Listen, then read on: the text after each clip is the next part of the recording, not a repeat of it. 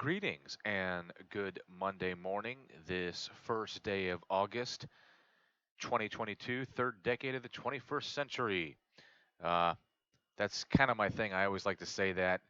Uh, I guess you could say it's just one of those things where I'm always fascinated about what topics are considered mainstream and where people had predicted we would be at this point in our uh, life as humans. Um, I apologize if I seem a bit flustered or stammering. Um, I don't know what the fascination is, but in the recent weeks, whenever I've tried to get on this machine here to make these videos, my orange tabby, Ginger, loves to get involved. So I'm just waiting to see if she ambushes me. But without further ado, um, I apologize if this seems a little bit late. We just returned Saturday evening. Like I said, there we go.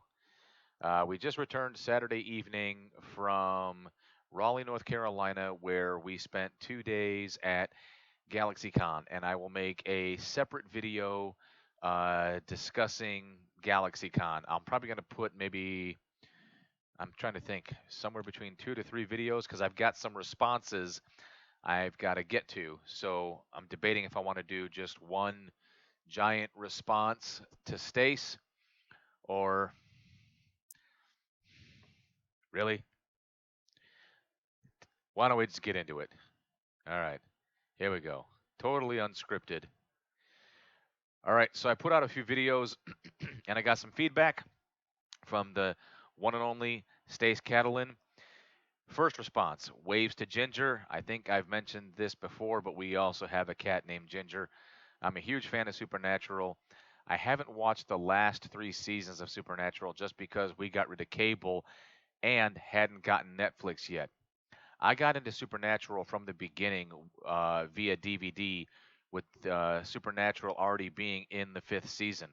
I got into it because of a storyline idea of angels came to mind, and I wanted to see another perspective of angels.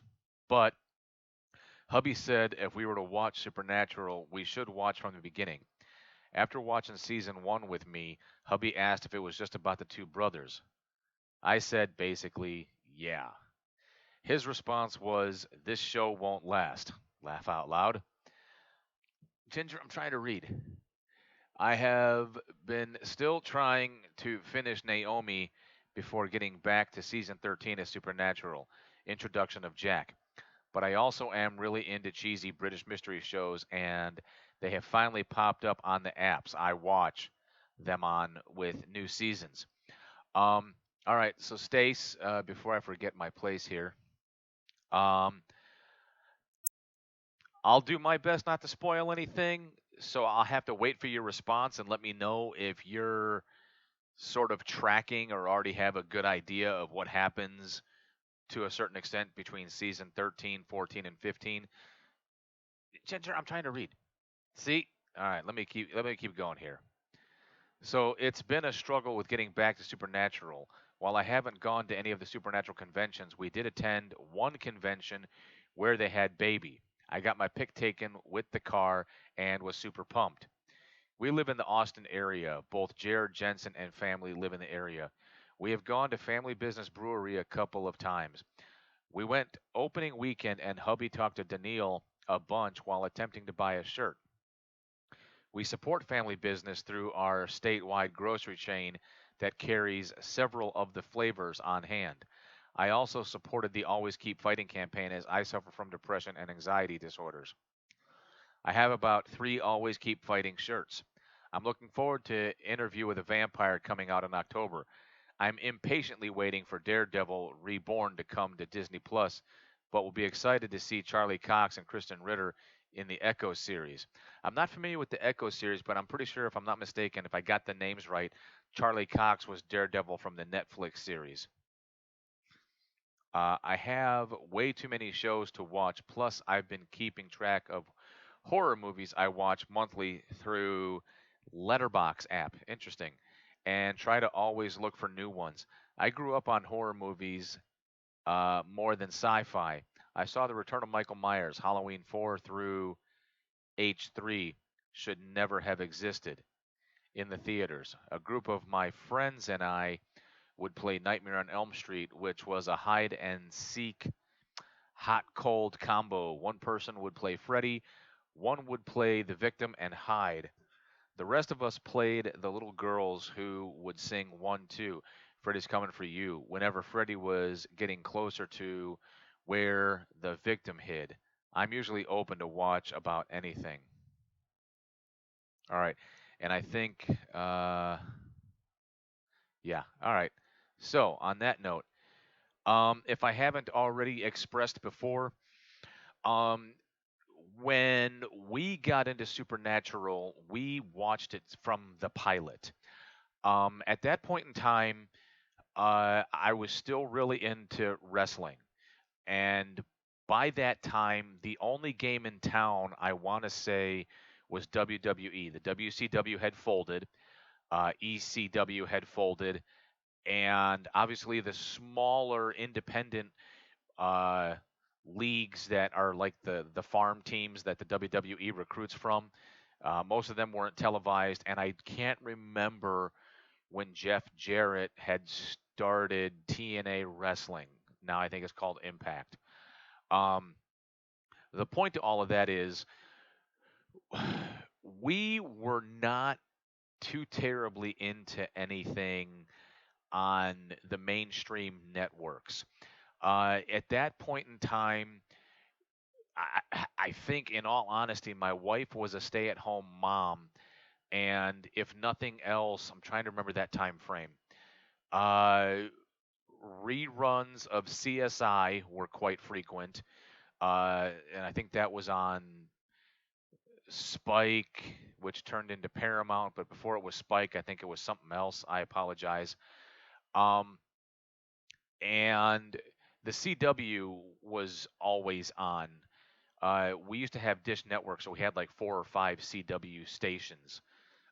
So Gilmore Girls was always like on repeat syndication for whatever, and that was always on in the background.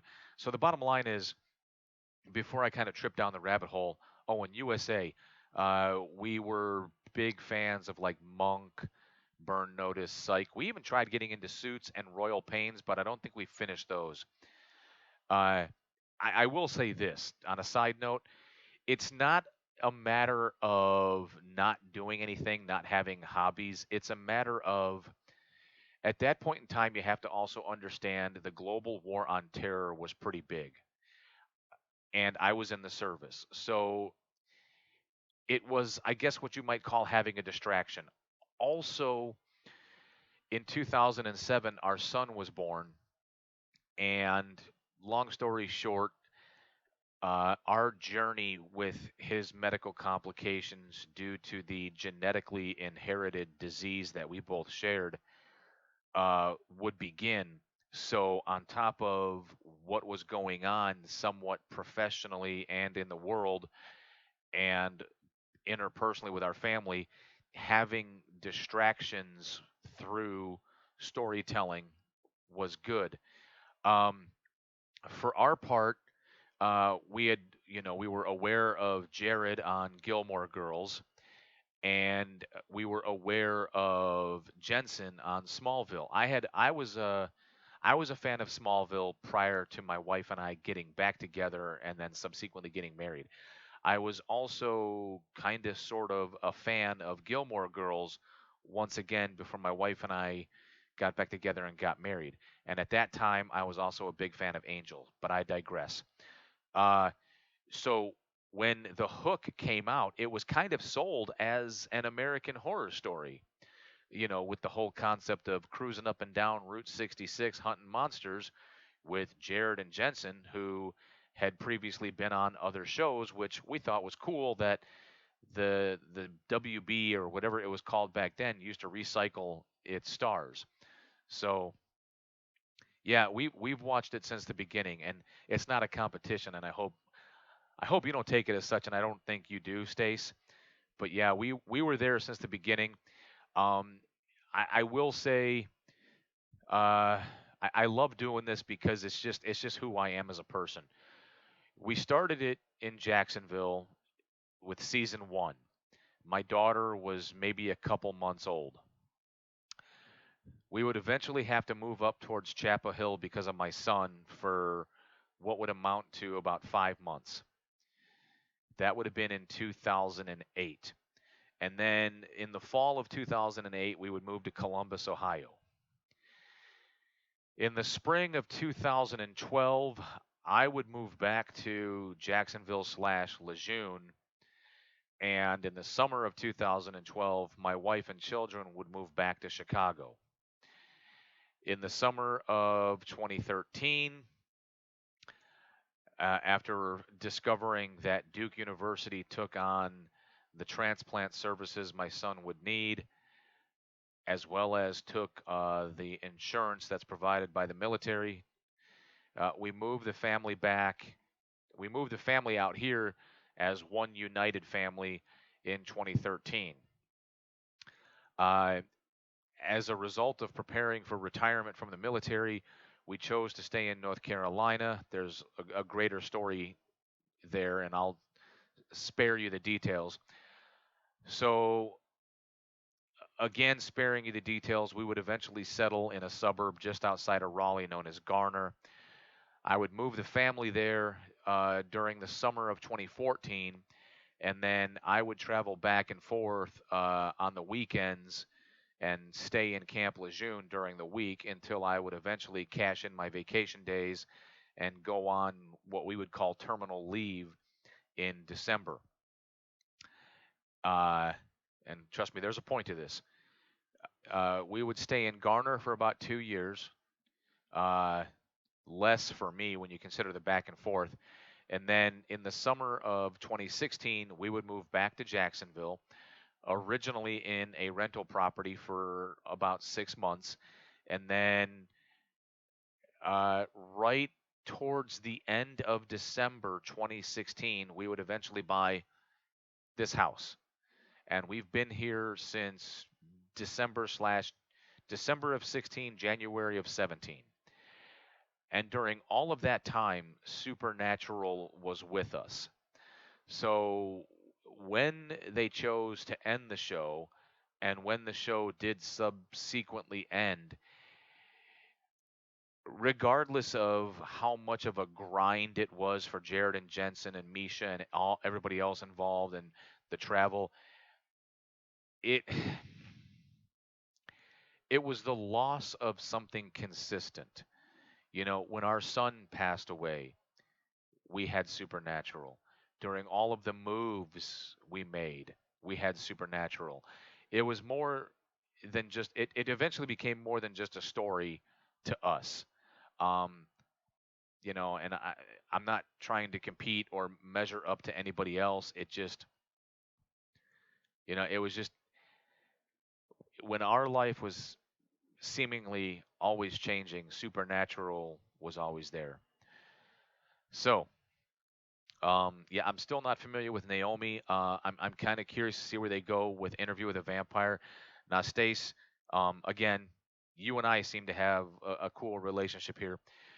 For me in particular, whether you want to call me old fashioned, whether you want to throw some other label out there, my only concern is because it's coming out now, is if they're gonna try and push certain socio-political topics uh, that other networks or other content creators seem to think is a necessary thing to do, uh, versus, I don't know, maybe trying to stick as closely as possible to Anne Rice's novels. But we'll see. But there's more, so let me keep going.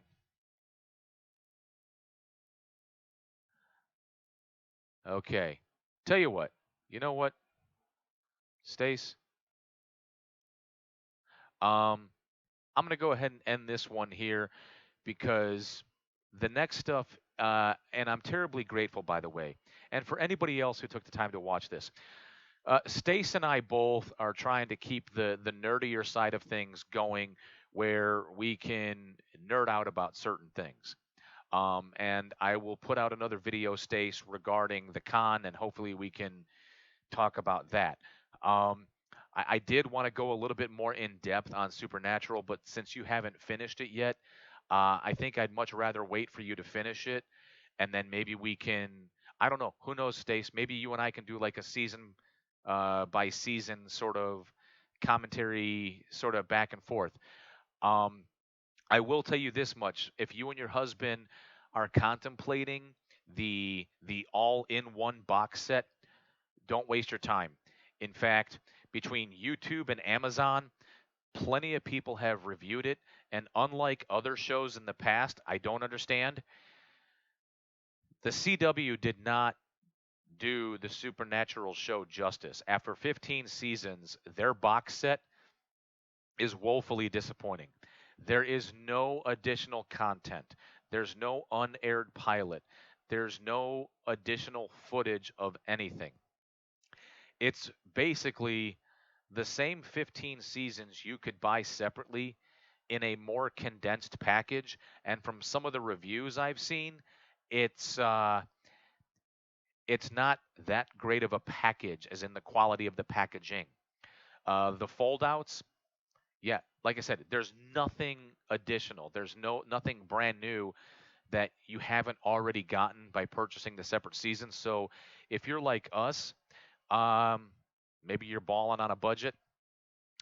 If you don't want to necessarily spend the money for brand new, then maybe check out, if you have them in your area, stores that sell stuff used. And if you can get good quality DVDs or Blu-rays of the box sets, I'm sorry, of the individual seasons, you're not missing anything. So, uh, with that in mind, I anxiously await your response. I'll probably get this published tomorrow since, for whatever reason, this laptop here has been having some issues and I don't know why, but it's not including the audio. So I'll take the raw footage with me to work. I'll get it published, I'll get it produced, and then I'll publish it tomorrow. And anxiously await your response and see what you think about waiting until you finish all 15 seasons and see what we can do from there. And then if there's anything else you want to nerd out about, um, I'm trying to think. I'm sure we can communicate that later, but before I go into the 20-minute mark, I'm going to stop it there. So, Stace, thanks again for getting involved. Anybody else who watches this, if you want to participate and expand the number of people having a conversation about nerdy stuff in what I consider to be a safe place, by all means. All right. And if you do, you're awesome. See you guys later.